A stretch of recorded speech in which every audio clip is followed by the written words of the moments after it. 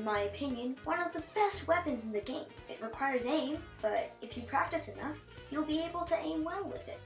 Obviously, it has decent range and good paint, as well as the ever so powerful burst bombs. It comes as a surprise when you find out how little people use this weapon, especially at a high level.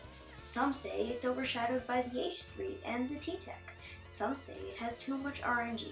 Some people are just lazy and would prefer to play the T-Tech since it requires less aim. In this video, I will be looking at why the L3D deserves more love, and also how to play the L3D. Please sit back, relax, and enjoy the video.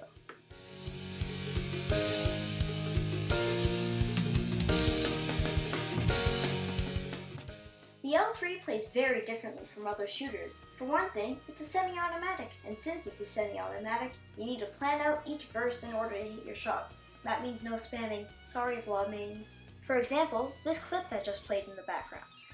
As you could observe, I was spamming the whole time. It's a miracle I didn't die, and I wasn't able to hit any of my shots. I was lucky to get a kill with fall off, and it ended with me popping inkjet out of panic and then getting a lucky trade.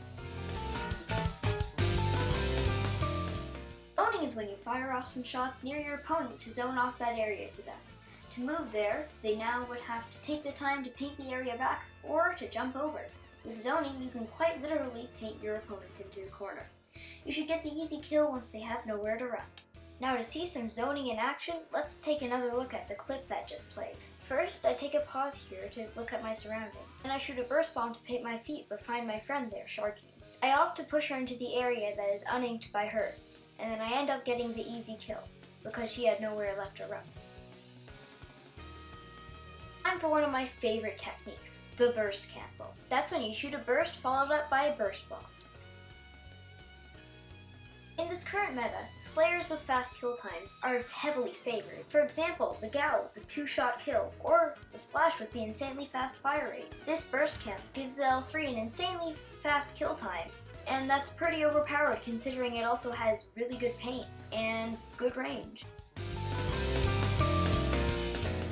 The inkjet is, in my opinion, a great special. It requires lots of skill, is super fun to use, and has a high risk with a high reward.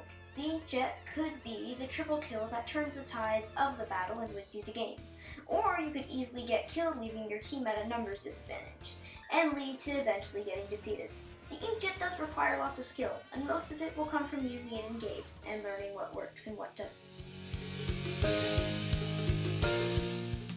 The inkjet is easy to shoot down. To avoid getting hit, you can start your inkjet in a safe space, as well as go in and out of squid form to dodge and weave between blasts. How you dodge and weave is up to you. To be less predictable, you can learn to hit flick shots and occasionally enter squid form long enough to swim around in the ink below. To be a good inkjet, you should be unpredictable and have good aim. Some ways you can train your inkjet are by playing some Opto expansion inkjet only stations.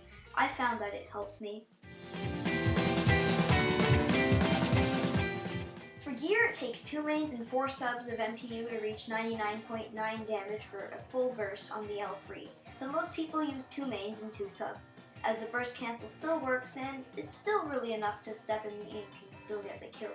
I also suggest the well-needed 3 musketeers of sub-slots in gear, bomb defense up DX, quick super jump, and ink resistance. Only one of each sub will help tons. The rest of the space is up to you. I myself like having swim speed on all my gear sets, but it's not mandatory. I recommend to use 2 subs, or run speed will help a lot, as well as from 2 subs to native special power-up and 2 subs sub power-up. Below is a gear set for the L3D that I made based off gear sets of several pro players such as Kiver, Bran, and Obito. This is what I made, but you can always swap out the main of special power-up for drop roller or stealth jump. Do as you please with it, and check Sendu for more recommendations. The other L3 kits are not very good compared to the L3D. The VL3 has the Ultra Nerf Baller and the Curling Bomb to equip it. The Curling Bomb does not suit the L3 well at all. And the K-L3 has Splash Wall, which is a good sub, and Hammer, which is a good special, but has no synergy with the L3 whatsoever. Looking back at the L3D, which has the best sub possible for it and very good special, it's just a better option unless you want to try KL3 on Rainmaker. On the screen I'm going to show reasons the L-3 is underused and why it shouldn't be underused, so make sure to pause the video.